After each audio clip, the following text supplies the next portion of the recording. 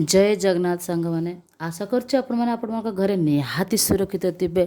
आज एक फ्रेश भरा वीडियो को आपण मानक स्वागत करुच्ची एवं आपण जानी एबे रिसेंटली जेटी ओटीटी रो नोटिफिकेशन आसबार अच्छी तो आम ए रिलेटेड पूरा पेडागोजी को ए गोटे मास भितर सारिबार अच्छी तो यथासंभव सेयार करूँ तुम सांग मान सहित जो मैंने प्रिपेयर होती ओटीटी सीटीईटी जेटी रिलेटेड जिनस 2022 मसीहा हूँ आपण मानकर समय जदि यही समय को आपण कौन मते हाथ छड़ा कर दियंती ताले आपण पाइबार हकदार को पूरा वंचित हो जाए।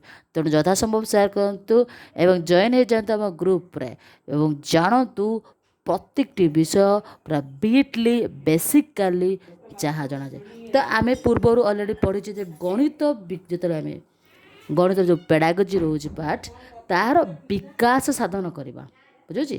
तो गणित आम विकास साधन करने फर्मूला कौन गणित साधारण साधारण पिला माने कौन करती बहुत ही से भावती डरपोक यानी कि डरबार जिनस कष्टसाध्य विषय बोली भावती। तो गणित ज्ञान विकास साधन कर फर्मूला कौन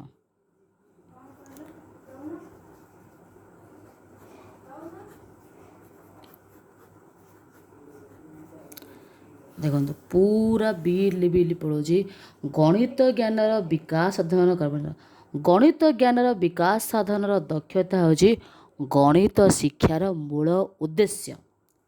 गणित ज्ञान विकास साधन हूँ गाणितिक धारार प्रयोग पद्धति कौशलर प्रयोग अन्य विषय सह गणित विषयर संपर्क जानिबा विद्यार्थी ठारे ए समस्त लक्षण को देखिबा तदनुसार तार पद्धति अनुसरण करवा ताहा होची गणित ज्ञानर विकास साधन। आम पूर्व वीडियो पढ़ीचे गणित को कहीं एत अनाकर्षण पाठ्य भी गणा जाए।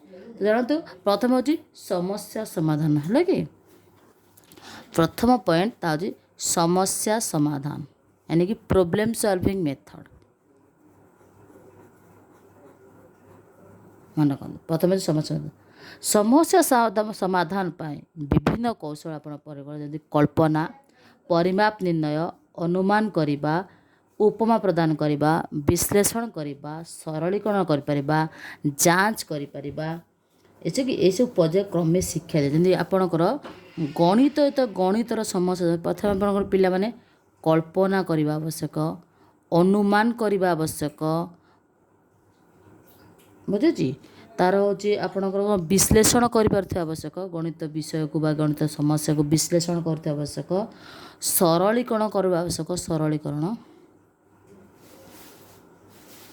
एवं विभिन्न प्रकार जांच करवा आवश्यक जहाँफल गणित शिक्षाटा कौन हम ना आप अनाकर्षण नहीं चित्ताकर्षक हो पार जमी घरर लंब माप करवा पिला माने अभिज्ञता प्रयोग करी लंब माप करिपारंती।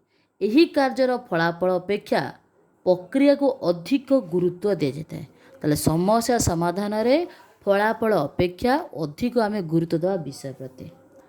नंबर 2 पॉइंट आपणकर अन्वेषण प्रवणता यानी कि टैलेंट रिसर्च मन रखु अन्वेषण प्रवणता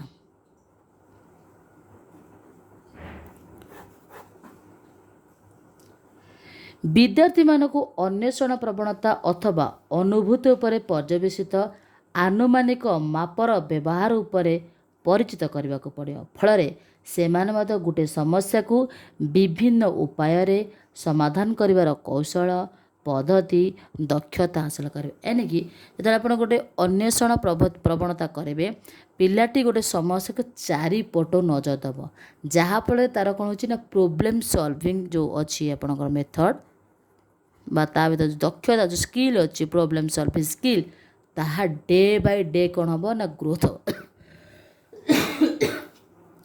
प्रोब्लेम सॉल्विंग कैपेसिटी बढ़िबो केवल गाणितिक समस्या नुहे अन्य जेकोसी समस्या ता जीवन में आसब से ताकू चारिपट नजर देखि तार समाधान करिबो एवं गाणितिक समस्या पाई मध्य से निजको एहाको प्रयोग एवं जदि आप जड़े शिक्षक हिसाब से देखिए ताहले प्रत्येकटी पिला को तार दैनंदिन जीवन सहित खाप खुआई आमे ବିଭିନ୍ନ ପ୍ରକାର ଗାଣିତିକ ସମସ୍ୟା ଏବଂ ତାର ଜ୍ଞାନର ବିକାଶ ସାଧନ କରିପାରିବା। ନମ୍ବର 3 ଆସନ୍ନ ମାନ ନିର୍ଣ୍ଣୟ କରିବା, ଆକଳନ କରିବା। ଆକଳନ ବା ଆପଣଙ୍କର କହିବା ଆସନ୍ନ ମାନ ନିର୍ଣ୍ଣୟ।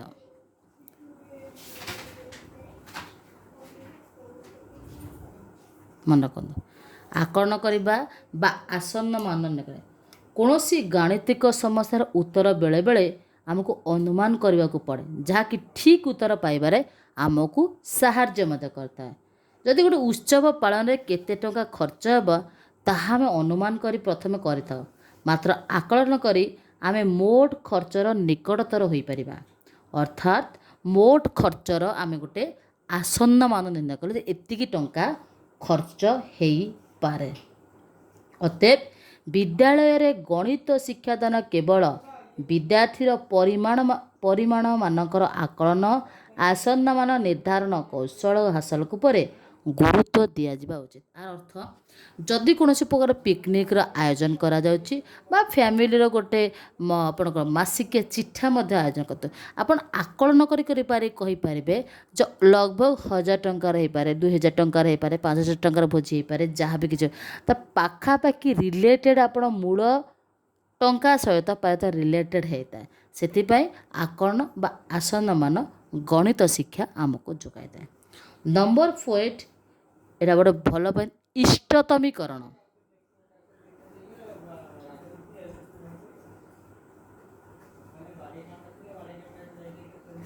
ଓକେ, ଆମ ପାଖରେ ଉପଲବ୍ଧ ସମସ୍ତ ତଥ୍ୟ ସମ୍ବଳ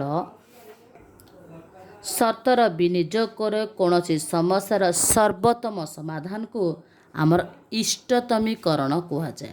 ଆଉ ଥରେ କହିବା, ଆମ ପାଖରେ ମହଜୁଦ ଥିବା ସମସ୍ତ ତଥ୍ୟ ସମ୍ବଳ ଏବଂ ସର୍ତ୍ତର ବିନିଯୋଗ କରି କୌଣସି ସମସ୍ୟାର ସର୍ବୋତ୍ତମ ସମାଧାନକୁ ପହଞ୍ଚିବା ହେଉଛି ଆପଣଙ୍କର ଇଷ୍ଟତମୀକରଣ। ଗାଣିତିକ ସମସ୍ୟା ତାର ସମାଧାନରେ ସର୍ତ୍ତାବଳୀକୁ ସ୍ପଷ୍ଟ ଉପଯୋଗୀ ହେବା ଆବଶ୍ୟକ। ଅନାବଶ୍ୟକ ତଥ୍ୟ ବା ସର୍ତ୍ତାବଳୀର ଅଭାବ ରହିବା ଅନୁଚିତ। ଗଣିତ ଶିକ୍ଷଣରେ ପ୍ରାରମ୍ଭିକ ସ୍ତରରେ ଗାଣିତିକ ସମସ୍ୟା ସମାଧାନ କରିବା ସମୟରେ ଛୋଟ ଛୋଟ ଉଦାହରଣ ଦେଇ ଆମେ ଇଷ୍ଟତମୀକରଣ କଲାବେଳେ ମନେ ରଖନ୍ତୁ, ପ୍ରଥମେ ପିଲାମାନଙ୍କୁ ଉଦାହରଣ ଦେବାଟା ଡେ ଟୁ ଡେ ଲାଇଫ୍ରେ କ'ଣ ବିତି ଯାଉଛି, କ'ଣ ଘଟି ଯାଉଛି, ତା ଚାରିପାଖରେ ଯାହା ଦେଖୁଛି ଆମେ ସବୁବେଳେ ମନେ ରଖନ୍ତୁ ଅଜ୍ଞାତରୁ ଜ୍ଞାତକୁ ଯିବା। ମନେ ରଖନ୍ତୁ, ସରଳରୁ ଆପଣ ଜଟିଳକୁ ଯିବେ। ଯେତେବେଳେ ଯିବେ ତା ସର୍ବୋତ୍ତମ ସମାଧାନ, ଗାଣିତିକ ସମସ୍ୟାର ସର୍ବୋତ୍ତମ ସମାଧାନ ହେଉଛି ଆପଣଙ୍କର ଇଷ୍ଟତମୀକରଣ। ଯାହାଫଳରେ କ'ଣ ହେଉଛି ନା ପିଲାମାନେ ଆଉ ଡରିବେ ନାହିଁ। ପିଲାମାନେ ସାଧାରଣତଃ ଡରିବେନି। ଆଉ କୌଣସି ପିଲା ଆପଣ ଦେଖନ୍ତୁ, ଯେକୌଣସି ପିଲାକୁ ଧରିକି ଦିଅନ୍ତୁ, ତାର ସବୁଠୁ ୱିକର୍ ପଏଣ୍ଟ ହେଉଛି ଏଇ ଗଣିତ ସମସ୍ୟା। ତ ଏମିତି କରନ୍ତୁ ନା କିଛି ଗଣିତ ଆଉ ଗଣିତ ହିସାବରେ ନୁହେଁ, ପୁରା ସରଳୀକରଣ, ଯେମିତି ଆପଣ ସାହିତ୍ୟ ପଢ଼ୁଛନ୍ତି ସେମିତି ଲାଗିବ। ତାର ଯେଉଁ ଡରିବାର ଯେଉଁ କାପାସିଟାନ୍ସ ଅଛି ଗଣିତକୁ ନେଇକରି ପିଲାମାନଙ୍କ ମଧ୍ୟରେ, ତା ଯେମିତି କମି ଆସିବ। କାହା କେବେ ବଢ଼ିଲେ ଭଲ ନୁହେଁ, ବୁଝିପାରୁଛି। ତାପରେ ଆପଣଙ୍କର ଦେଖନ୍ତୁ 5 ନମ୍ବର ପଏଣ୍ଟ ଆସିଲା କ'ଣ ଅଛି ନା ସଂରଚନାର ବ୍ୟବହାର। ସଂରଚନାର ବ୍ୟବହାର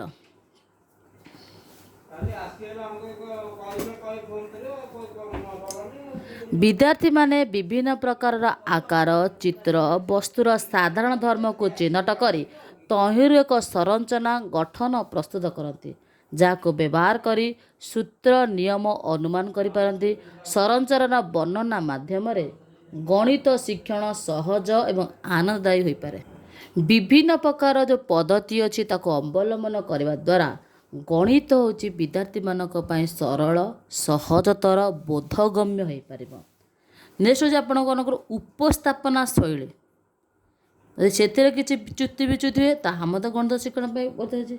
ତାପରେ ଆପଣଙ୍କର ହେଉଛି ଯୁକ୍ତିଯୁକ୍ତତା ପ୍ରମାଣ। ଆପଣ ତ ଜାଣିଛନ୍ତି ଗଣିତ ଗୋଟେ ଯୁକ୍ତିଯୁକ୍ତତା, ଆପଣ ମଧ୍ୟ ବେଳେବେଳେ ପଢ଼ି ଆସିବା ସମୟରେ ଆପଣ ଯୁକ୍ତି କରିଥିବେ ନିହାତି ଗଣିତ। ତାପରେ ଯେଉଁ ସଂଯୋଗ ସ୍ଥାପନ, କେଉଁ ବିଷୟ ପ୍ରତି କେଉଁ ବିଷୟର ଗଣିତର କେଉଁଠି କେଉଁ ଆପଣ ଉଦାହରଣ ଦେବା ଦରକାର, ଏବଂ ତାପରେ ହେଉଛି ଗାଣିତିକ ଯୋଗାଯୋଗ। ଦେଖନ୍ତୁ ଗୋଟେ ପଢ଼େଇବି, ଓକେ। ये तो हूँ सारा ओडिशार गोटे चैनल जो आप पूरा गोटे बीट बाय बीट पाइपर। तो देखो विद्यार्थी मैंने विभिन्न प्रकार आकार चित्र जानते रिलेटेड कर पाठ पढ़ाई पारती जो आप उपस्थापन शैली देखिए आपणकर परिमाण हूँ आकृति चित्र नहीं भिन्न भिन्न प्रमाण यदि गोटे शिक्षक किसी मॉडल प्रस्तुत करती संरचना प्रस्तुत करती डिजाइन प्रस्तुत करती जहाँकि आप लेसन डायरी कर विषय को जीवा पूर्वर कौन कर जोटा आपणकर क्रियात्मक कलाप अच्छी जो पढ़ाऊँ से भितर आप कौन पढ़ा पर कौन कर तीनोटी कथा को लक्षण कर आप शिक्षार्थीर त्वरान्वित करें तार ज्ञान को। तो तेणु जदि आप जानी ना किपर गोटे लेसन प्लान करेंगे जोरी यही वीडियो में पाइपर किपर आप गोटे नोट पूरा प्रॉपर्ली लेसन प्लान करें किपर गोटे पिला प्रकृत में जी डरू थी से मतलब बहुत ही चित्ताकर्षक हिसाब से पाठ पढ़ी पार कि आक्टिविटी दे पारे जोटा आपंकर जुक्तियुक्त जब गोटे पिला जुक्ति कर बुझाइबा दरकार एवं गणित समस्याटा सब जुक्तियुक्तता गणित पाठ जुक्ति प्रमाण पर आधारित गणित उभय जुक्तिर प्रणाली प्रमाण गुरुत्वपूर्ण अटे जुक्तिर विकास हो मूल्यांकन हो अनुमान करी अनुसंधान परिणत करवा विभिन्न पद्धति को बुझा गणित शिक्षण रोचे मूल लक्ष्य। जब गणित जुक्ति ना तो आउ कौन जुक्ति अच्छी प्रत्येक विषय को देखते आप घोषा पद्धति नहीं पारे आप सरलीकरण हिसाब से कि गणित एवं विज्ञान ये दुईटा आप जुक्तियुक्त उपर निर्भर कै यदि जुक्तियुक्तता ना ताले गणित पढ़ार मजा ही ना। तापर से संजय देखो गणित विषय प्रति आप अन्य विषय को रिलेटेड कर पाठ पढ़ाई पारती एमती कौन सी विषय ना जो थे गणित पाठटी को संजोग करा जाई पारिबो ना आप चाहिए संजोग करें चाहिए आपको विजोग करें। तो गाणितिक संकेत हो प्रक्रिया हो भाषा इत्यादि व्यवहार करने द्वारा गणित शिक्षण अधिक अर्थपूर्ण श्रृंखलित होता है। गाणितिक भाषा स्पष्ट संक्षिप्त होता है एथिरे जटिलता न थाए तेणु पिलामानकर गाणितिक जोगाजोग दक्षता किपरि वृद्धि करा जाई परिबो सेथिपई शिक्षक माने जत्न नेबा उचित। एवं आपण जानिचंती गणित शिक्षादान लक्ष्य एवं उद्देश्य मध्य यह शिक्षक मानकर एवं शिक्षार्थी मानकर ज्ञान को लेकर भित्ति करे। तो परवर्ती वीडियो में जानिबा जे आपण जो गणित शिक्षण शिक्षादान करुचंती कौ कौ स्टेप दे देवा दरकार जहाँफल आपणकर शिक्षादान अति उपयोगी हो पारे अति चित्ताकर्षक हो पार अति आनंददायक हो पार जहाँफल पिलामानक लागो ना जे गणित एक बोझ विषय गणित एक बोझ विषय। Thank you have a nice day.